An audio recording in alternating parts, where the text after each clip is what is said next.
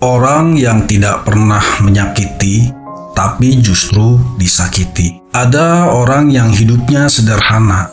Ia tidak pernah mencampuri urusan orang lain, tidak suka gosip, tidak suka merendahkan, tidak iri pada pencapaian siapapun. Ia hanya ingin tenang. Namun anehnya, justru ia yang sering tidak disukai, disudutkan tanpa sebab, diabaikan tanpa alasan, dihargai hanya ketika dibutuhkan. Ia diam bukan karena dia lemah, bukan karena dia bodoh, bukan karena dia takut. Ia diam karena ia tidak ingin menjadi seperti mereka. Di dalam dinamika sosial, sering terjadi yang disebut sebagai penolakan sosial. Orang yang berbeda, yang tidak ikut arus, yang tidak tertarik pada konflik, justru dianggap mengganggu keseimbangan kelompok. Bukan karena ia salah, tapi karena kehadirannya seperti cermin, memantulkan ketidakdewasaan orang lain. Ketika ia tetap sabar,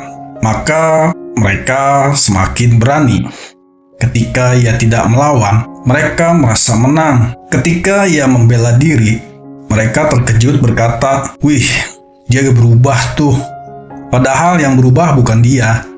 Yang berubah adalah batas kesabarannya. Jadi kesimpulannya, dampak buruk bagi para pelaku perilaku meremehkan, menyudutkan, dan mengabaikan orang yang tidak bersalah tidak pernah berhenti sebagai peristiwa sosial biasa. Ia membawa dampak jangka panjang. Contohnya, yang pertama, rusaknya empati.